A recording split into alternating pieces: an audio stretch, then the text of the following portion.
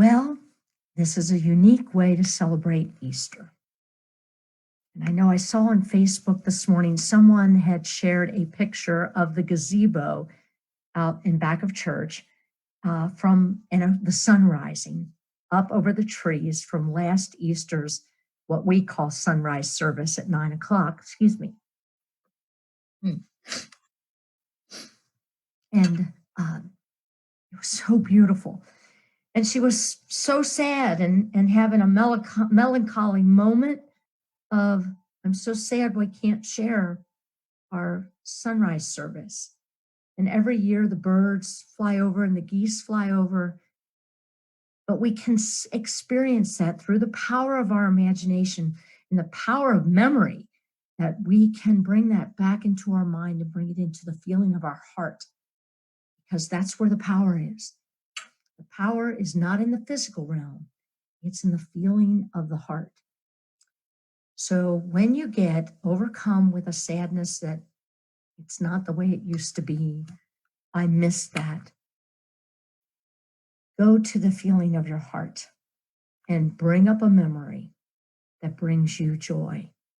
That's why I have my family in the background here, my immediate family of my some of my grandchildren, that when I just look at those pictures, they take me right back to how I feel connected with them. And that's how easy it is. So with that, I want to get into the Easter story, because it is Easter. And as I've told you before, when we get through this COVID-19, like when we're really back and we're celebrating together in that sanctuary, we will have another resurrection day. I guarantee it. It will be awesome.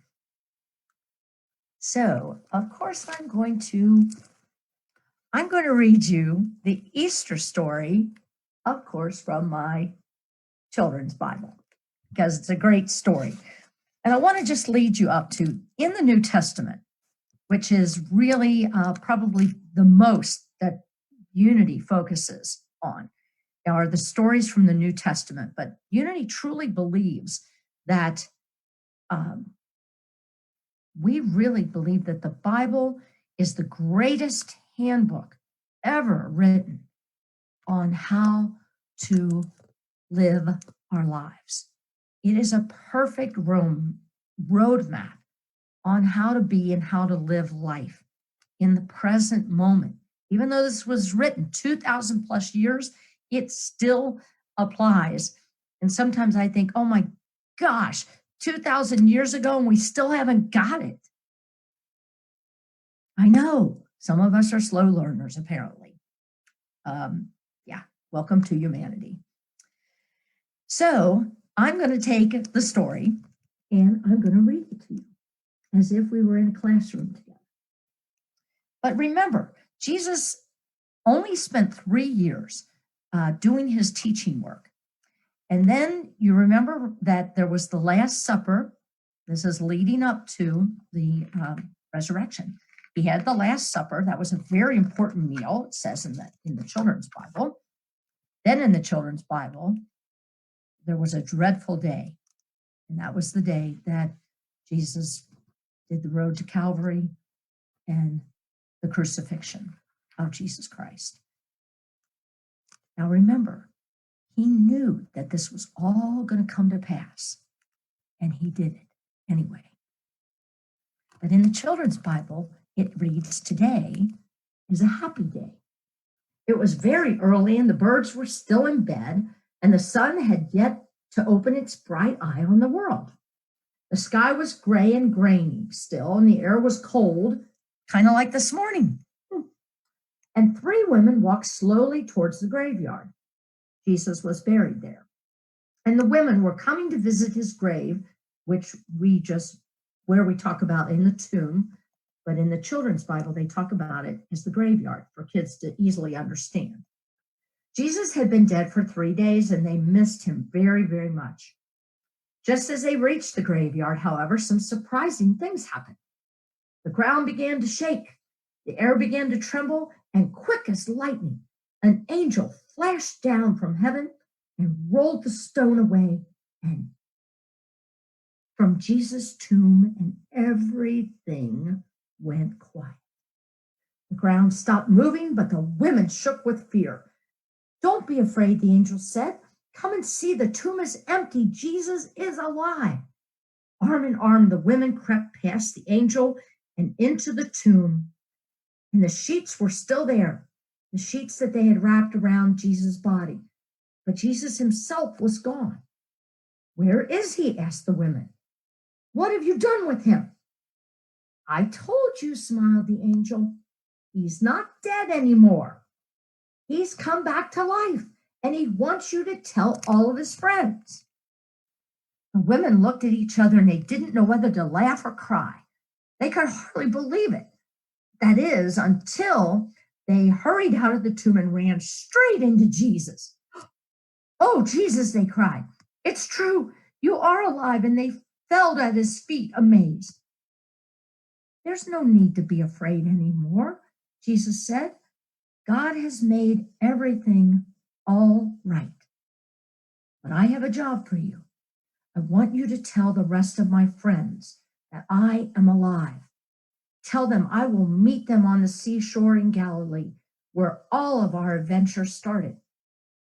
The women waved goodbye and hurried off to Jerusalem, and the birds now were singing. The sun's bright eye was wide open, and they had the most amazing story to tell. The most amazing story to tell. We're going to have the most amazing story to tell too, aren't we? Oh, you know, Unity takes this story and many, many of the stories in the Bible, and we take it more to metaphysics. And metaphysics really is taking the physical and going beyond the physical, literal word, and looking at how it applies to us in present day, right now. And so you think about the road to Calvary, right? It was an uphill journey, and it was full of struggles, full of struggles. So as I start to come back here to this story and lead us up to this, I want you to think about how this goes on in our own life. We all experience at different times in our life, but let's take it right now to where we are as a world and the road to Calvary, that some days I feel more like I'm on Calvary than others. Some moments I feel more like I'm on the road to Calvary than others. A lot of struggles, emotional struggles for me. And if you remember right, Tom did a great job on Good Friday service. The last words that Jesus said as in a human form, as a man on the cross, what were the last words that he said? "It is finished." That is powerful, powerful words.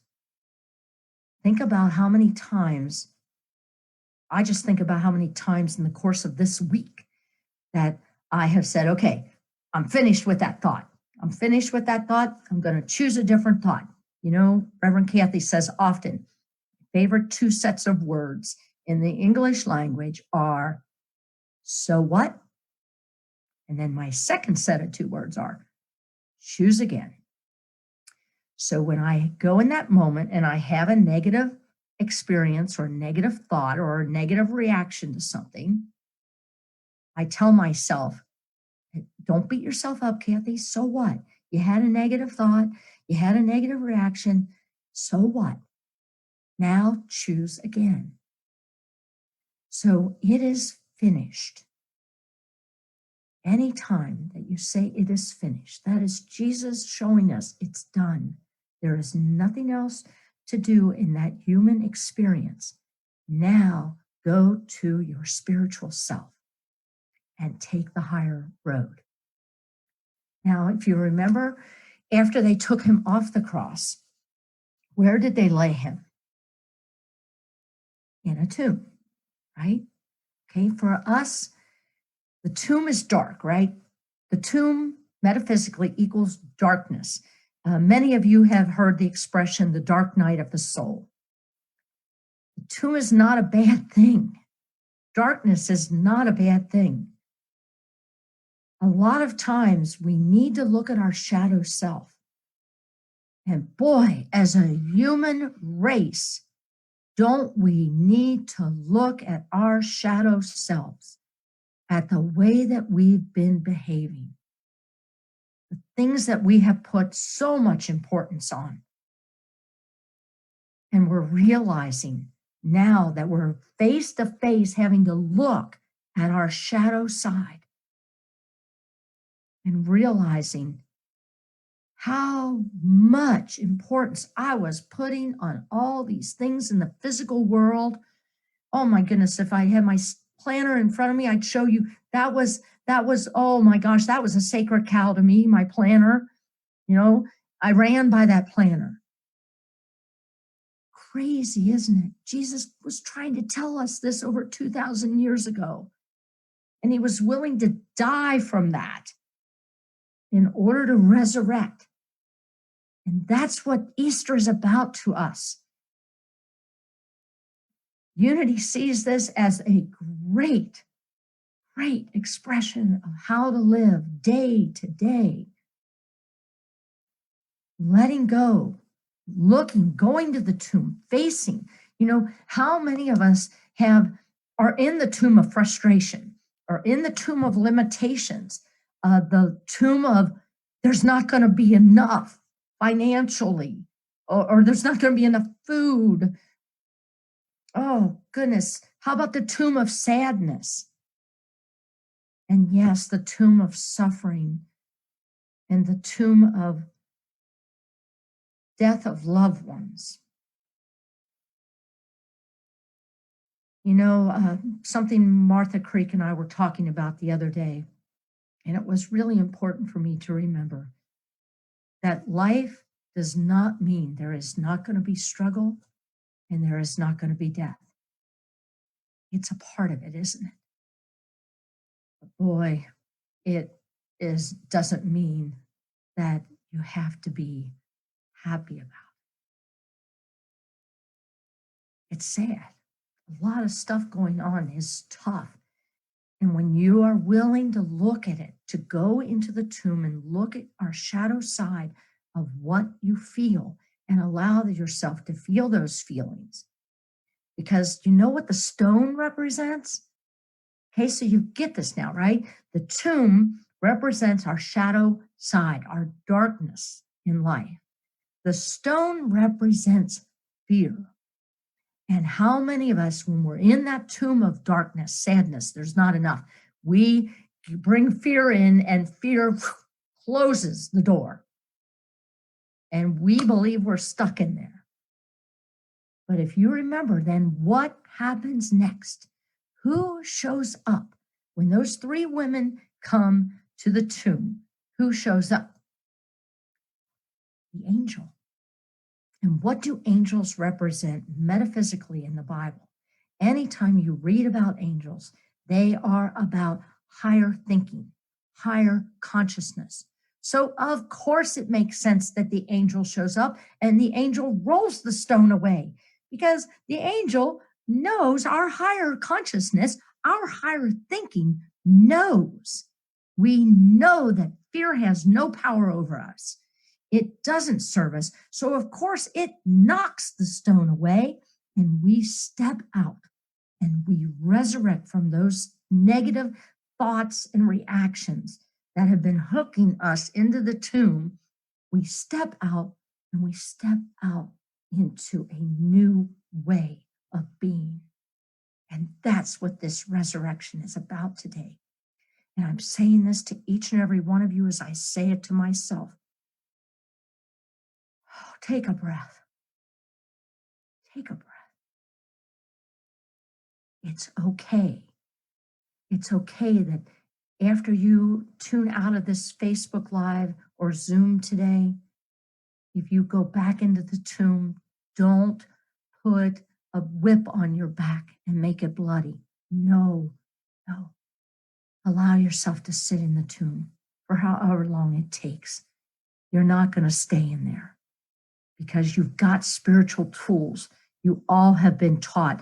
I don't care whatever religious practice you are involved with, all those practices have tools, ways to bring you up to a higher level of thinking, a higher awareness of your God self, a higher awareness of God all around and within each one of us. And you use those spiritual tools. And of course, as you raise up, the stone moves away and you're back in your oneness again. Doesn't that feel good? This is the truth about Easter is not just the story of Jesus. Jesus was creating one of the greatest teaching moments there could ever be. And that is, remember what he said, the kingdom of heaven is as close as what? Your breath. The kingdom of heaven is within. It even says that. The kingdom of heaven is within. You were born with that kingdom of heaven within. We just keep forgetting. And I'm here today to help you and myself remember the truth of who we are this resurrection day. And we are going to keep resurrecting from this, and we are going to keep realizing what's truly important. And what is that?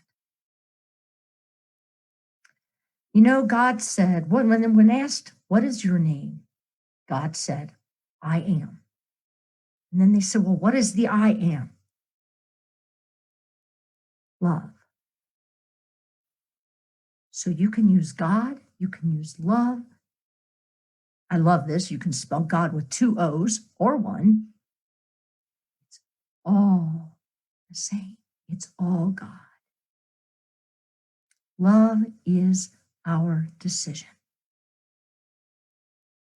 And we get to choose, don't we? Don't beat yourself up when you get into fear. I think that's how I want to close today. I think I just want you to remember that you are always moving to your resurrection. You are never stuck in the tomb. It's okay. We all have shadow sides as a human being, as part of a human family. Our mission in our lives, each and every one of us, is to continue to work to raise our consciousness through spiritual practices, right? You all know what those are for you. Meditation is big, big, big for me, big. You all know what to do. Access those tools, raise your consciousness, and shed your light out into the world. There's so many things you can do right now to help your neighbors, help your family by being the light in this world. I truly say namaste. Namaste to each and every one of you, that the Christ in me truly sees and honors that Christ presence in each and every one of you. Namaste. And now it's time for our love offering and our prayer request. Yes, let me see. I believe I have the prayer box here with me. So remember to go online if you have a prayer request, or call the office, and the chaplains will pray for 7 days, and then they will be sent on to Silent Unity for another 30 days for prayer.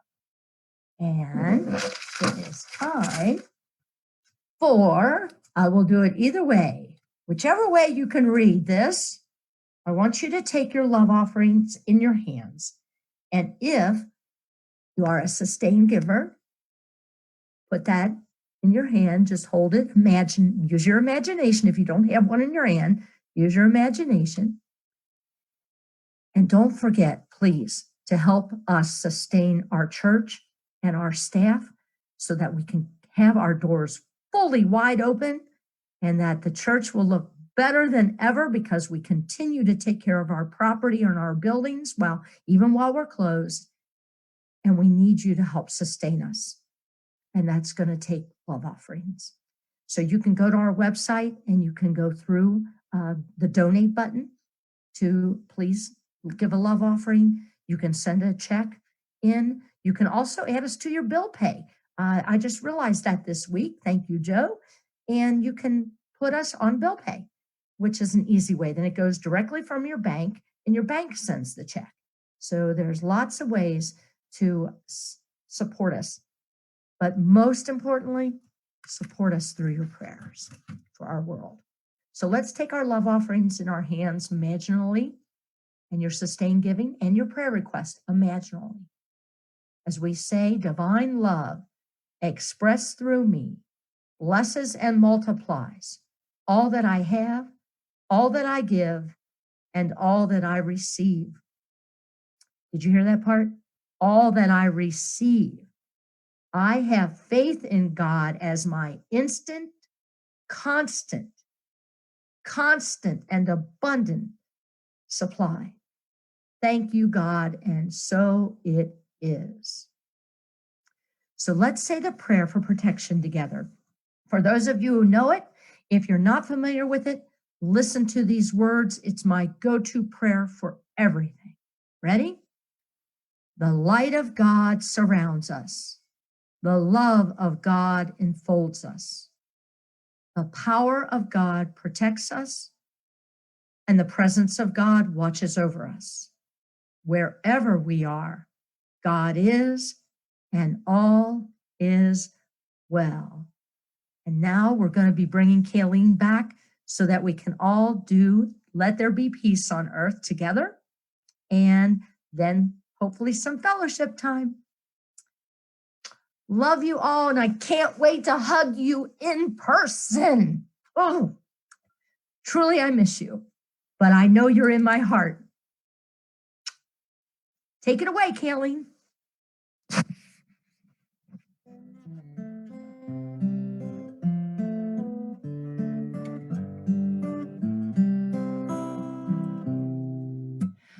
Let there be peace on earth, and let it begin with me.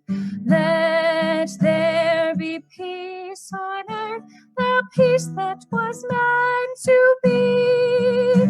With God as our Father, family all are we. Let us walk with each other in perfect harmony. Let peace begin with me. Let this be the moment now. With every step I take, let this be my joyous vow.